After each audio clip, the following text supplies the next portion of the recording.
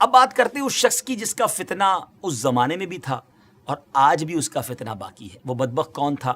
مرزا غلام احمد قادیانی۔ یہ 1839 یا 1840 عیسوی میں پیدا ہوا اور 1886 میں مرزا نے اپنی نبوت کی بنیاد رکھنا شروع کی، جو کہ جھوٹے اور عجیب و غریب من گھڑت الہام اور کشف وغیرہ پر مبنی تھی، جو کہ آج بھی اس کی بدنام زمانہ کتاب براہین احمدیہ میں موجود ہے۔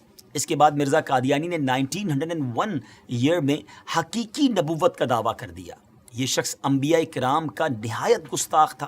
حضرت عیسیٰ علیہ السلام کے بارے میں لکھتا ہے کہ آپ علیہ السلام کے بہت سے معجزے مشہور ہیں، لیکن حق بات یہ ہے کہ آپ سے کوئی معجزہ ظاہر نہیں ہوا، معاذ اللہ۔ دعوی نبوت کے بعد مرزا کی رگ شیطانی مزید بھڑکی تو اس نے خدائی کا دعویٰ کر ڈالا۔ لکھتا ہے کہ میں نے نیند میں اپنے آپ کو ہو بہو اللہ دیکھا اور میں وہ اللہ ہوں۔ پھر میں نے آسمان و زمین بنائے اور کہا ہم نے آسمان کو ستاروں کے ساتھ سجایا ہے۔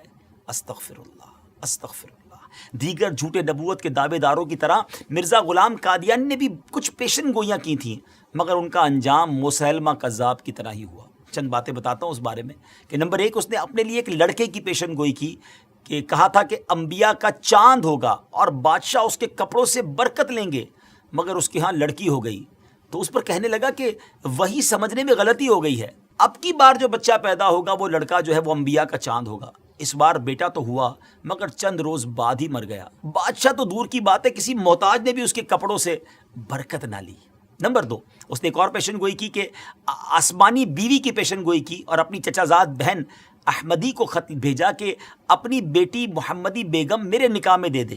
اس نے صاف انکار کیا، اس پر دھمکیاں دی اور پھر کہا کہ وہی آ گئی ہے، ہم نے تیرا نکاح اس سے کر دیا ہے، اور یہ کہ اس کا نکاح اگر تو دوسری جگہ کرے گی تو 2.5 یا 3 برس کے اندر اس کا شوہر مر جائے گا۔ مگر اس خدا کی بندی نے اس بدبخت کی ایک نہ سنی اور سلطان محمد خان سے نکاح کر دیا۔ وہ آسمانی نکاح دھرا کا دھرا ہی رہ گیا، کچھ بھی نہ ہوا، وہ شوہر نہ مرا اور نہ کچھ اور ہوا۔ اللہ اکبر۔ ناظرین، جھوٹوں کا یہی انجام ہوتا ہے۔ بہرحال مرزا غلام احمد قادیانی نے قانون کا امتحان دیا، لاء کا امتحان دیا، ٹیسٹ دیا، مگر فیل ہونے پر تعلیم سے اس کا دل اچاٹ ہو گیا۔ کمزوری دل و دماغ کا مرض پوری عمر رہا، کئی بیماریاں اس کی زندگی میں اس کے ساتھ تھیں۔ 26 مئی 1908 میں یہ لاہور میں اس کو ڈائریا ہوا اور گندگی کے عالم میں، جی ہاں، جب اس کا آخری وقت آیا تو وہ واش روم میں تھا، گندگی میں لت پت تھا، اور لوگ اس کی لاش کو دیکھ کر یوں سمجھیے کہ عبرت کا نشان اس کی لاش بن گئی۔ ناظرین، یہ ہے جھوٹے نبی کا انجام۔ ہم سب کو یقیناً یہ یقین ہے، ہمارا ایمان ہے کہ ہمارے آقا علیہ السلام ہی آخری نبی ہیں، اور خود نبی پاک علیہ السلام نے جو فرما دیا، لا نبی بعدی، میرے بعد کسی نبی نے نہیں آنا، اور یہی ہمارا ایمان، یہی ہمارا بلیف ہے۔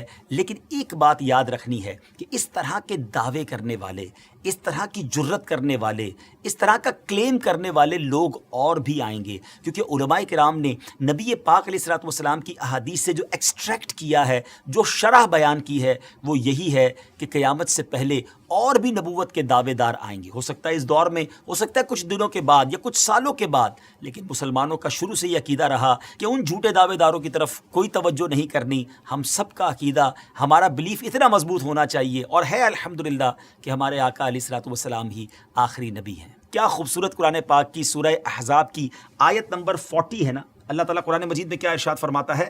ما کان محمد ابا احد من رجالکم ولکن رسول اللہ وخاتم النبیین وکان اللہ بکل شیء علیما۔ سبحان اللہ، کتنا خوبصورت اس کا ترجمہ ہے۔ محمد تمہارے مردوں میں کسی کے باپ نہیں ہیں، لیکن اللہ کے رسول ہیں اور سب نبیوں کے آخر میں تشریف لانے والے ہیں، اور اللہ سب کچھ جاننے والا ہے۔ تو الحمدللہ یہ چمکتا دمکتا عقیدہ مسلمانوں کا صبح قیامت تک انشاءاللہ جاری و ساری رہے گا کہ اللہ کے آخری نبی جناب محمد الرسول اللہ صلی اللہ تعالیٰ علیہ وسلم ہیں، اور یہی ہمارا ایمان ہے۔ بہرحال ان جھوٹے نبوت کے دعوے داروں کے بارے میں ہم نے جانا، اور علماء احادیث کی شرح کرتے ہوئے لکھتے ہیں کہ یہ نشانی ابھی اور چلنی ہے، یعنی اور لوگ بھی قیامت سے پہلے اس طرح کے دعوے کرتے رہیں گے اور مسلمان ان سے نپٹتے رہیں گے۔ بہرحال اللہ کریم ہم سب کو سچے ایمان والا، صحیح عقیدے والا مسلمان بنائے۔